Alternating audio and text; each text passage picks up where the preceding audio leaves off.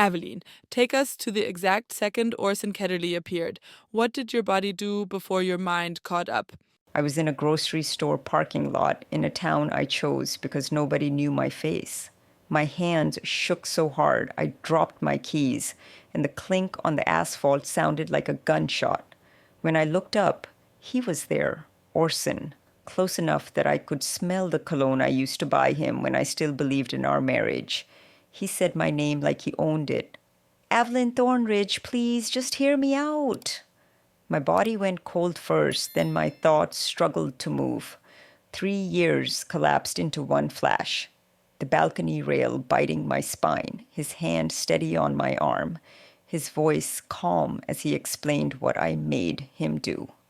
Every instinct screamed run, but my legs locked and my lungs forgot how to fill.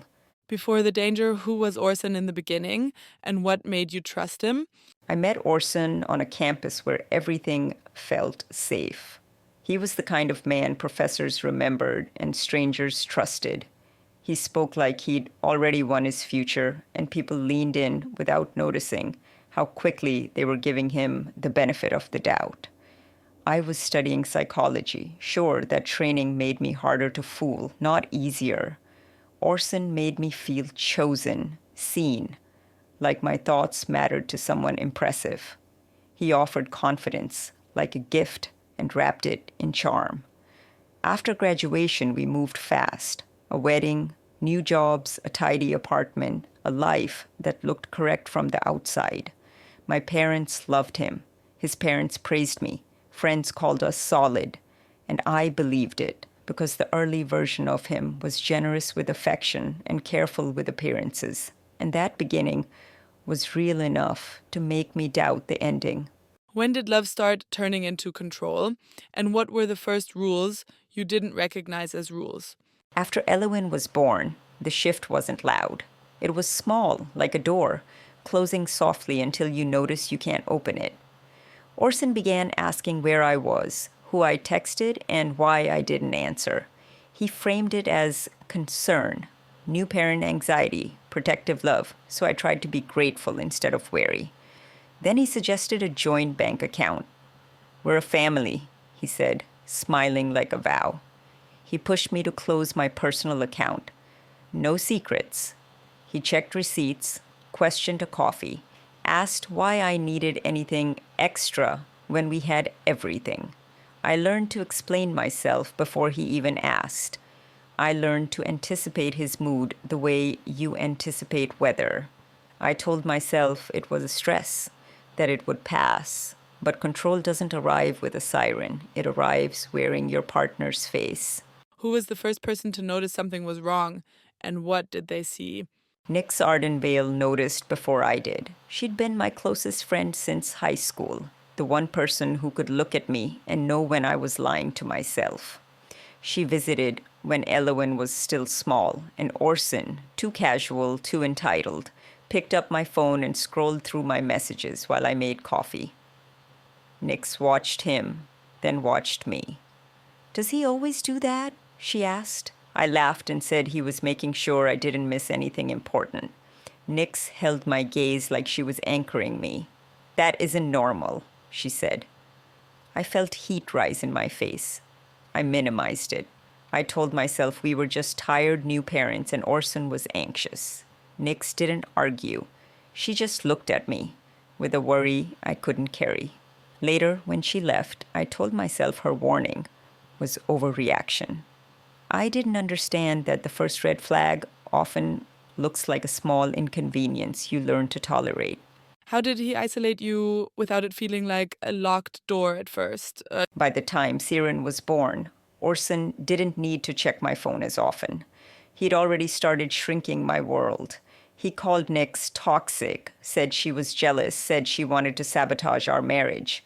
A real friend wouldn't question me, he told me, and I wanted to prove I was loyal. So I stopped answering Nix's calls. I replied less, delayed more, promised myself I'd call when things calmed down. They never did. Eventually, her messages stopped. At first, the silence felt like relief, fewer problems to manage, fewer conversations to explain. Then it became loneliness with nowhere to put it. Orson became the loudest voice in my life. And when he spoke, his version of reality started to feel like truth. I didn't see a door slam. I saw people disappear. The only voice left was the one trapping me. What happened with your family, and when did you notice you were censoring yourself on calls? My parents lived far away, and Orson always had a reason we couldn't visit. Money, work, the kids were too young, always next month. When my mom offered to come to us, he said our place was too small and hosting would overwhelm me. He sounded considerate, and that was the trap. His limits were wrapped in care. Calls with my parents got shorter because I stopped telling them anything real. If I missed home, Orson said, my family didn't understand our marriage.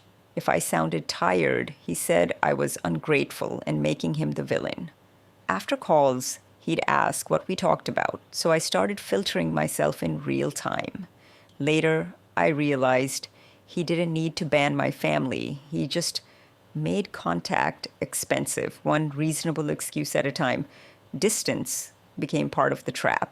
When did the abuse turn physical, and how did he keep you doubting yourself afterward? The first time Orson hurt me, I didn't call it abuse. I called it a bad moment. He grabbed my wrist during an argument, hard enough that my skin ached for days.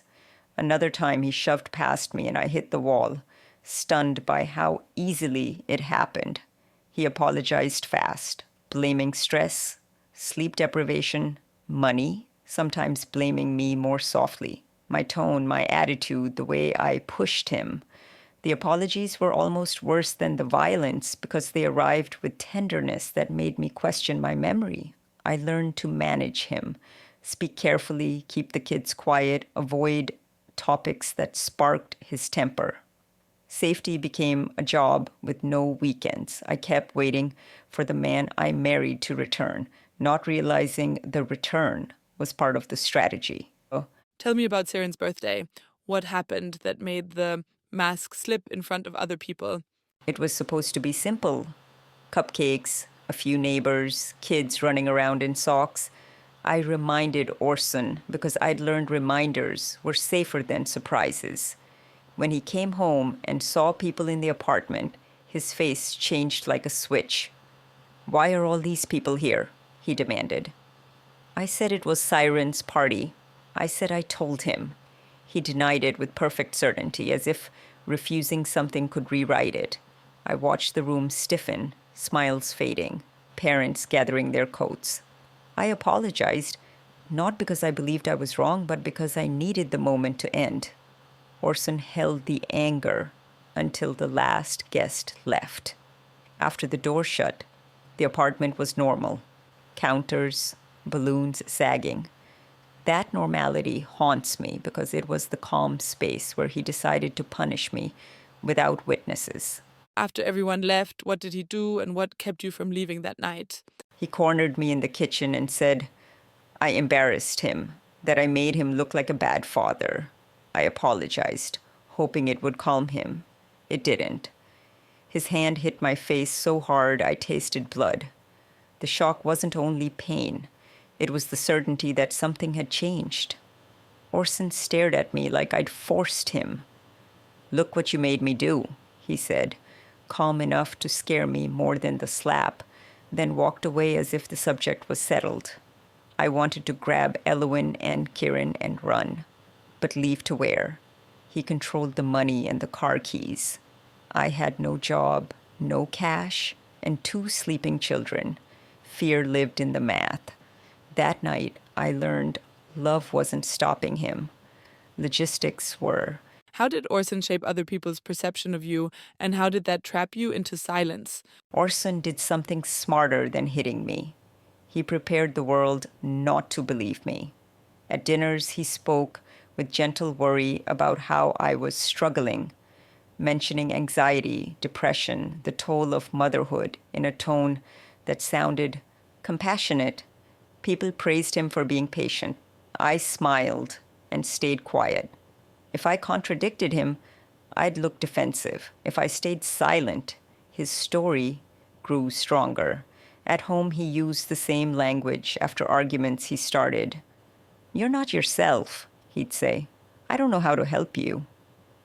The cruelty wasn't only what he did, it was how he framed it. Eventually, I feared my own emotions because any reaction could be used as proof he was right, and that kept me quiet. His calm became a shield, and my panic became a weapon he handed to others. What happened at the hospital, and when did you realize the system might not protect you? Orson pushed me on the stairs. I remember the drop, the breath knocked out of me, and the fear of splitting my head open. At the ER, he held my arm with tenderness and told staff I'd tripped carrying laundry. He answered questions calmly, looked concerned, joked. I sat there with bruises shaped like fingers, knowing my truth sounded messy while his story sounded clean. A nurse asked if I felt safe at home, but Orson was beside me and my mouth wouldn't open. They treated it like an accident and gave me discharge papers. No one separated us long enough for me to speak without consequences. Walking out, something settled in my chest.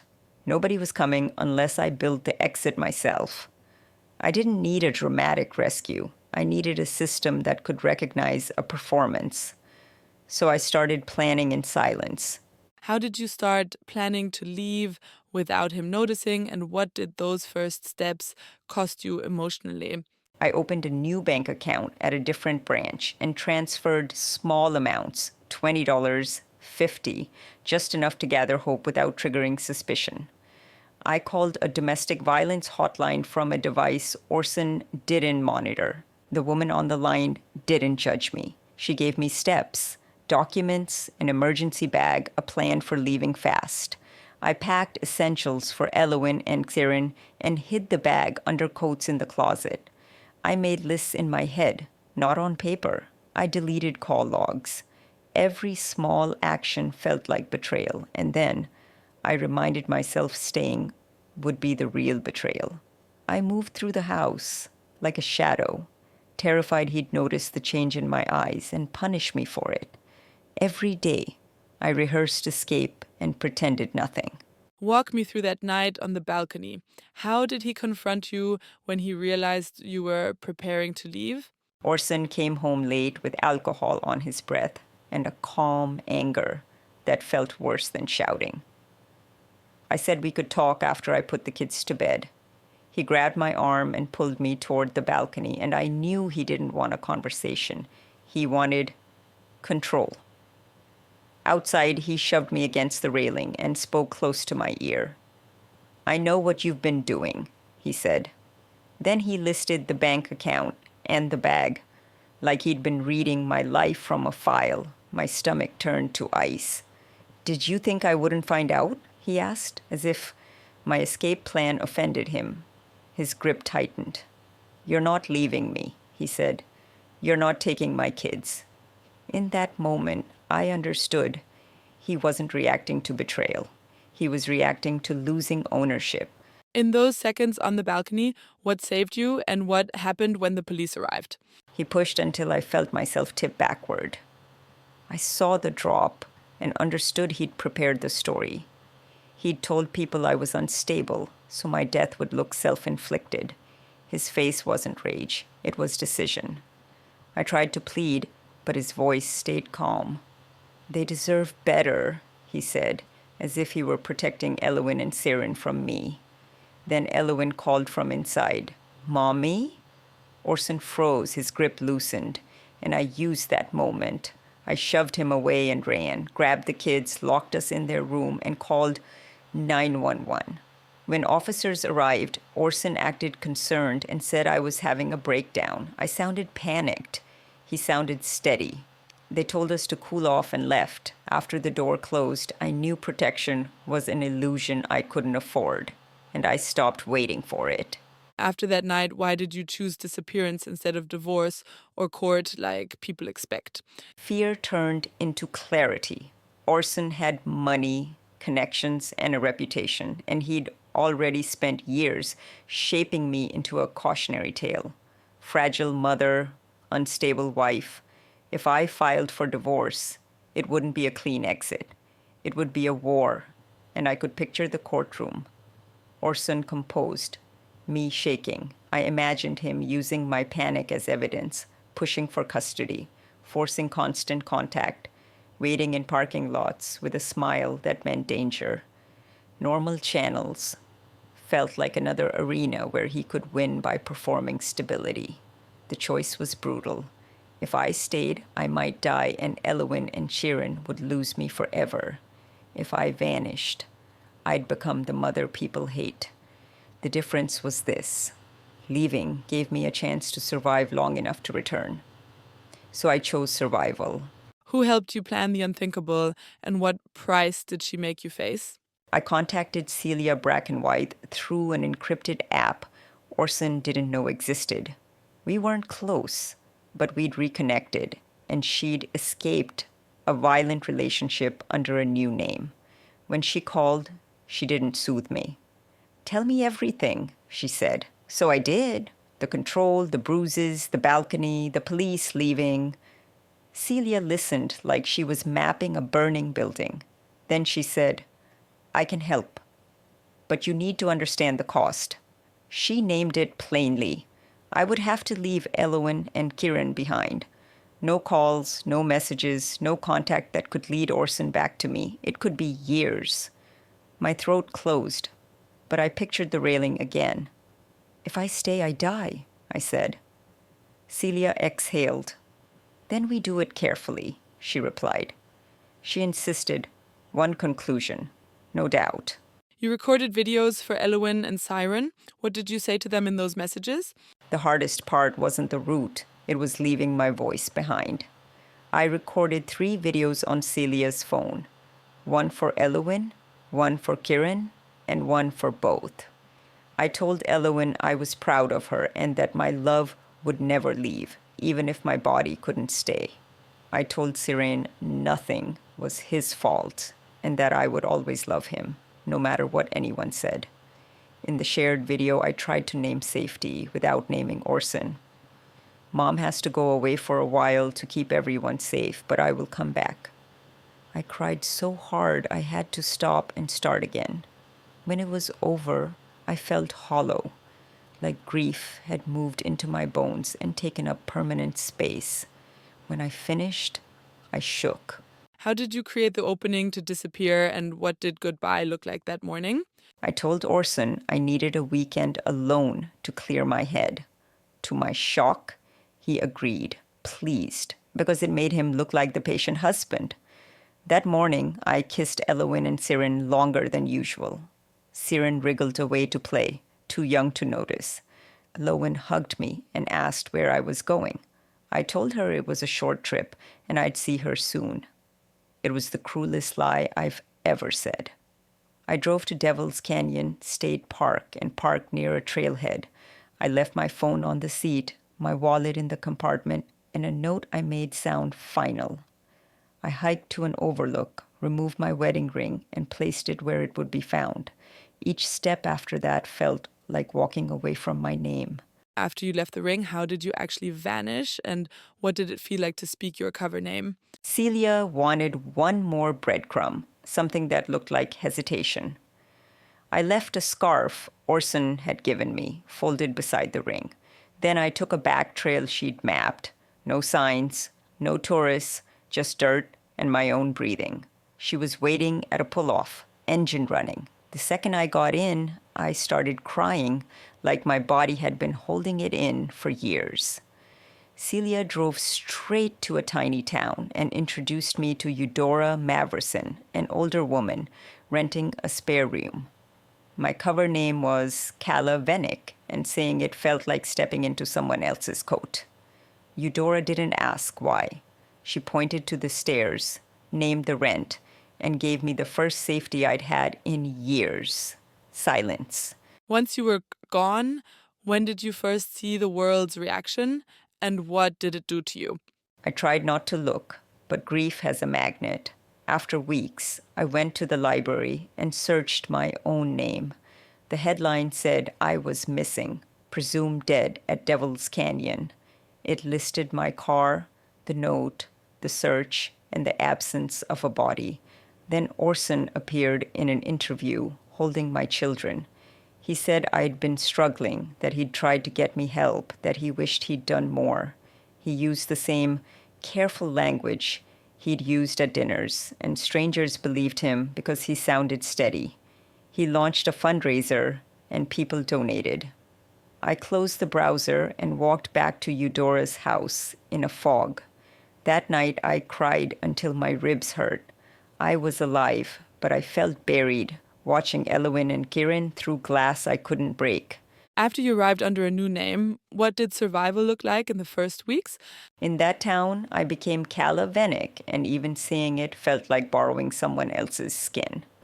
Celia Brackenwythe secured a room in Eudora Mavroson's house and a cash job at a diner until my documents caught up.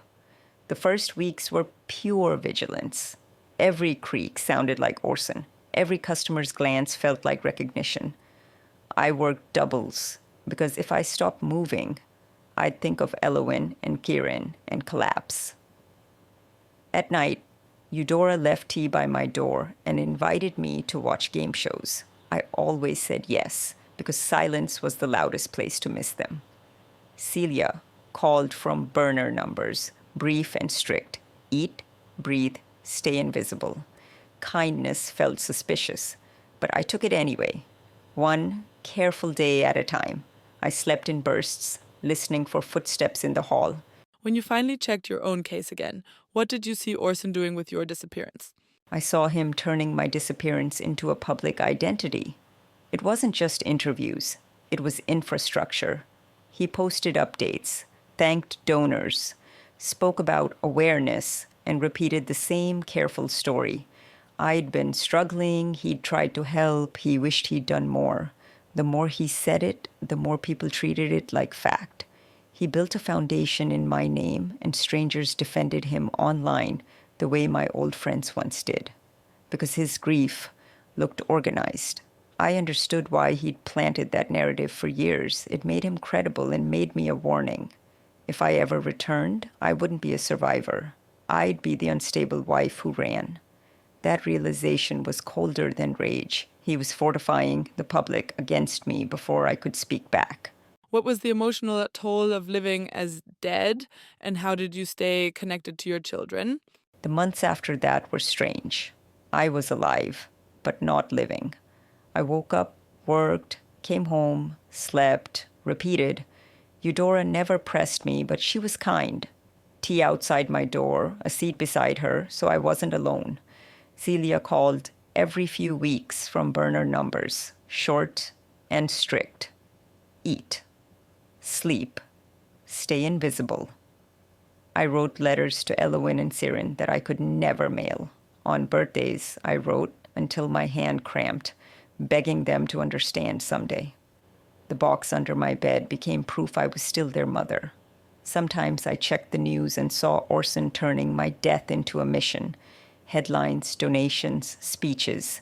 It made me nauseous, but staying dead was still the price of staying alive.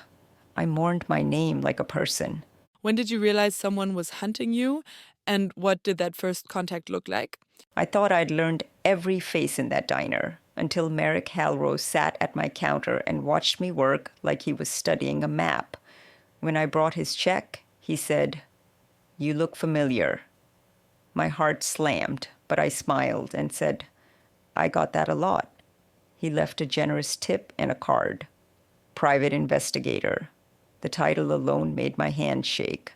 That night, I avoided my phone and drove to a gas station so I wouldn't be seen going home scared. From a payphone, I called Celia and whispered, "Someone knows." She asked if he said who hired him. He hadn't, but we both knew. "Call in sick," she said. "Stay inside. I'll find out what he's doing." For 3 days, I barely left my room, listening for footsteps in Eudora's hallway. What did Celia learn about Orson's search, and what choices did that leave you with? Celia called and didn't soften it. Orson had hired investigators months earlier. They were combing multiple states, tracking down every woman who resembled me, asking questions in diners in small towns like mine. My stomach flipped. I asked what I should do. Celia said I could run again, change my name again, rebuild from zero again. Then she offered the other option: confront it. It's been 3 years, she said. You have proof. You have my testimony. He's public now. He'll fear scandal. I told her I wasn't ready. Orson would call me unstable and fight for Elowyn and Cyran. Celia stayed calm. He found you and threatened you instead of calling police. That tells on him. Hiding, I realized, was no longer protection, just postponement. If I kept moving, my children would keep losing me. When Merrick came back with your photo, what did that confrontation do to your sense of control?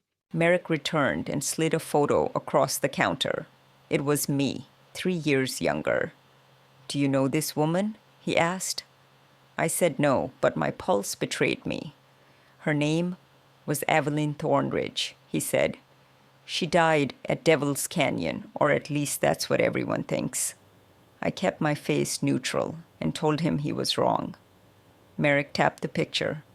I recognize faces. Your husband hired me. He says he wants closure. The word sounded polite, but I heard the lie inside it. I told him to leave. He stood up and said Orson wouldn't stop searching. After he walked out, I ended my shift early and started packing in my room. My hands moved fast, but my mind kept repeating one question. How many times can I run before I run out of myself? Why did you finally tell Eudora the truth, and what did she say that changed your direction? I was packing when Eudora knocked and asked what was wrong. I couldn't keep lying to the one person who'd given me quiet safety, so I told her everything. My real name, Orson, the control, the balcony, the police dismissing me. She listened without interrupting, like she'd heard the pattern before. When I finished, she said, I had a husband like that once. She didn't romanticize it. She said in her day, women had fewer exits, and she admitted she felt relief when he died. Then she gave me the choice I'd avoided. Keep running and spend life looking over my shoulder or stand my ground. She held my gaze and said, your kids will grow up without their mother if you keep hiding. That line hit harder than Bruce. I stopped packing. I decided I was done being chased. The next time you saw Orson again, what did he say, and what did you recognize immediately? The morning after I chose not to run, I went grocery shopping, like I always did. In the parking lot, Orson stood beside my car as if he belonged there. My keys fell from my hand, and my legs locked. He said the investigator had tracked me down. I asked what he wanted. Orson said he wanted me to come home. He said he'd changed, that he'd been in therapy, that Elowyn and Cyran needed their mother.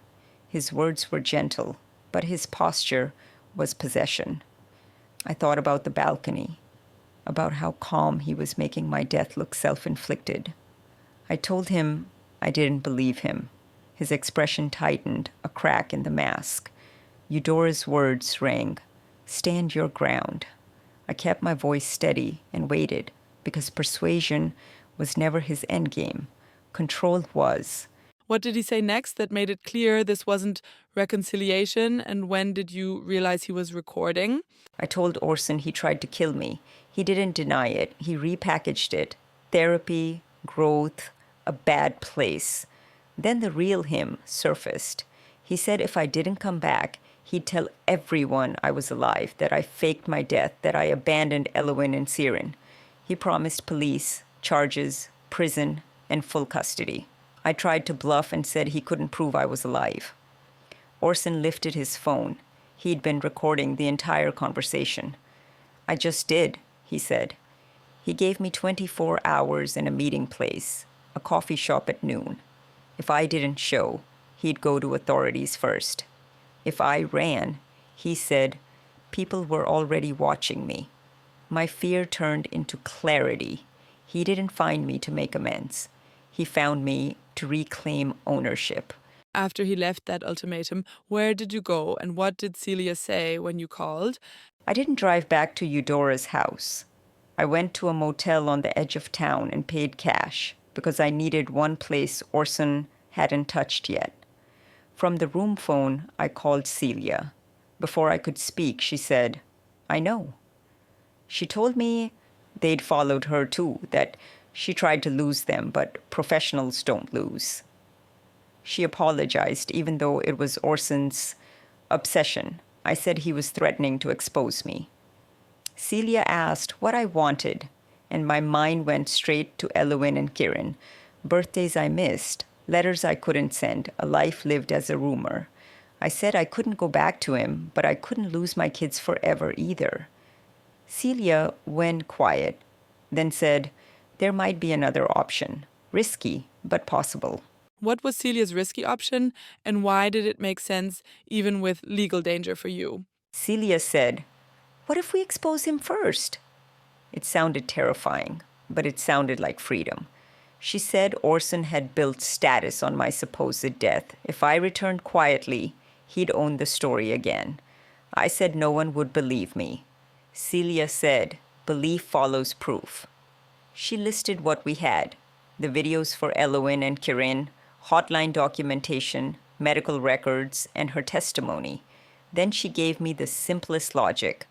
Orson found me and threatened me instead of calling police. A grieving husband would call the authorities, and owner blackmails. I admitted I might still be charged for faking my death. Celia didn't deny it. "Yes," she said, "but you'll be alive and your children will finally hear the truth." I paced until sunrise, and by morning, I knew hiding wasn't safety anymore. It was surrender. Who did you reach out to first, and how did you convince a journalist this wasn't a hoax?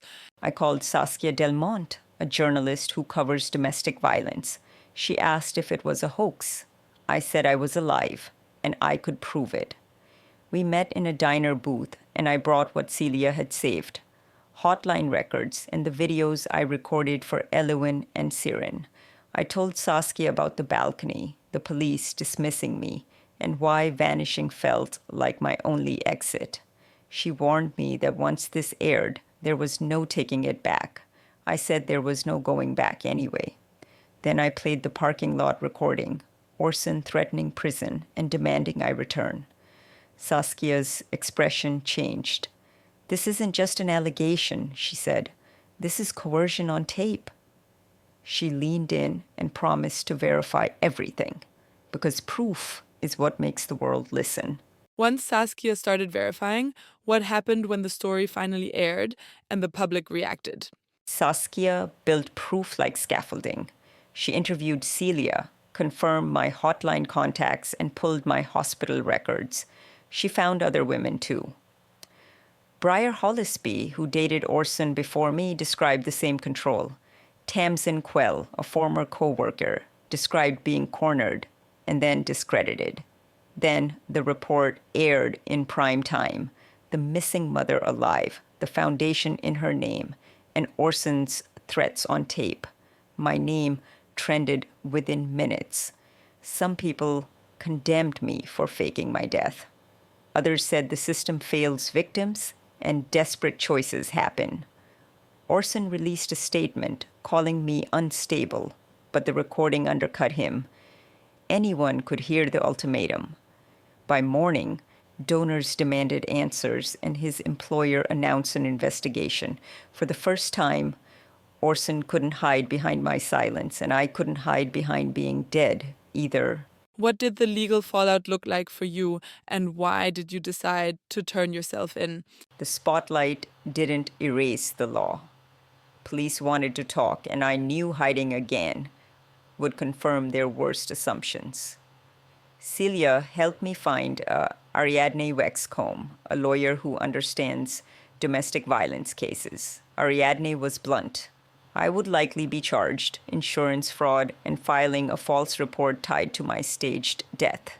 She said we'd argue necessity. I feared for my life, and the system failed. 5 days after the broadcast, I turned myself in. Being handcuffed was surreal. but it was also a line I drew. I would face consequences in daylight, not in hiding. At the hearing, the prosecutor called me a flight risk. Ariadne argued I came forward and had evidence of abuse. The judge set bail at $50,000. Celia posted it. I walked out with an ankle monitor and orders not to leave the state. While you were dealing with bail, what started happening to Orson publicly and legally? The investigation into Orson's foundation moved fast once the report aired. Donors demanded answers. Reporters asked for filings, and his grief started looking like a business plan. Reviewers flagged irregularities and traced donations into personal spending.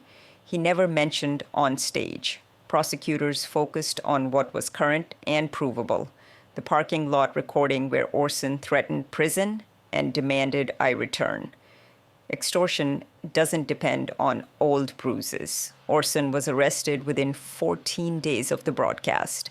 His employer put him on leave, and the foundation shut down while authorities reviewed it.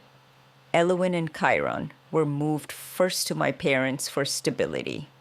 My mother called sobbing, asking why I never told her. I said simply, I was afraid he would kill me.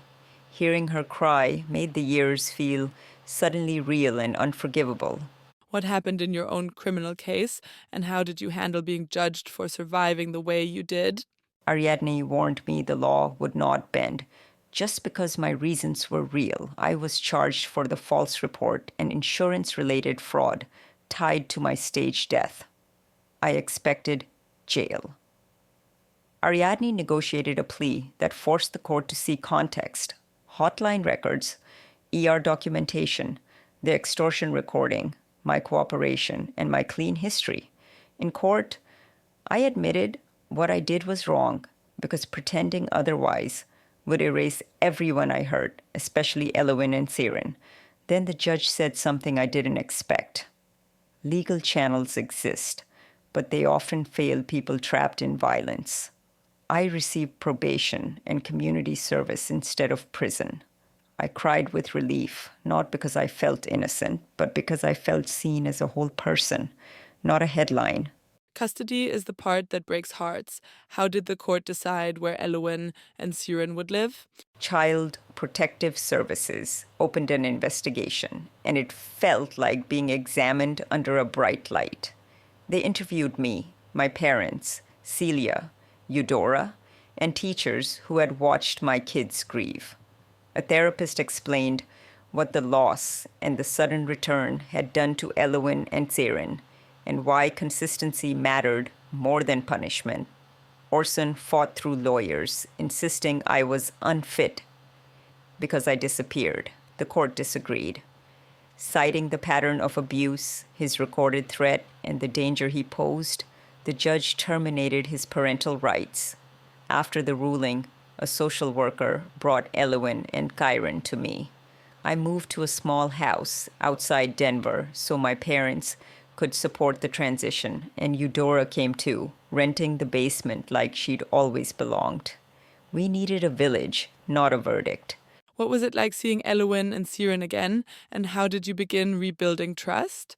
When the social worker brought them in, they looked afraid to hope. Elowyn was taller and watchful. Cyran clutched his backpack like armor. I knelt and let them choose the distance. Elowyn asked if I was really their mom. Cyran asked why I left. I told them the simplest truth I could carry, without handing them my nightmares. I left to stay alive so I could come back. They cried, and Elowyn asked if she could hug me. At bedtime, she asked if I would leave again. I said no, but admitted I broke that promise before, so I would earn trust by showing up. She asked to watch the videos I made before I vanished, so we did. Cyran finally asked where Daddy was. I said he hurt me, and the court made sure he cannot come back. Years later, what does thriving look like for your family? And did Orson ever try to reach back in? Healing wasn't a straight line.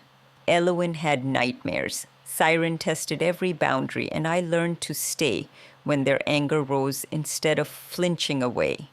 We built rituals. Sunday pancakes, homework at the same table, a rule that doors stay unlocked inside the house. I found work at a domestic violence shelter because I needed my survival to mean something for other women.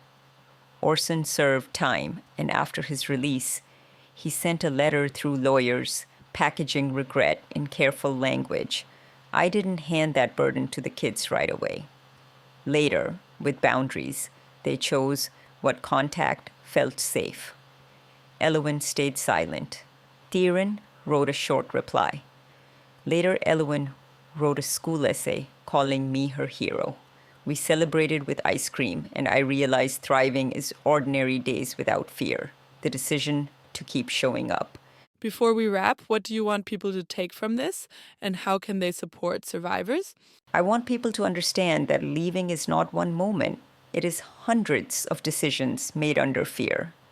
If someone disappears, don't rush to call it selfish. Ask what they were escaping and what made leaving feel lethal. Belief patterns, not performances. Orson sounded polished. My truth sounded messy. But messy doesn't mean false. Support shelters, hotlines, and legal aid. If a friend whispers that something feels wrong, don't demand they just leave. Stay close. Help them plan safely. Keep evidence where they can, and remind them they are not crazy. Offer rides, childcare, or a spare phone. Practical help saves lives. Thank you for trusting us with this, Aveline.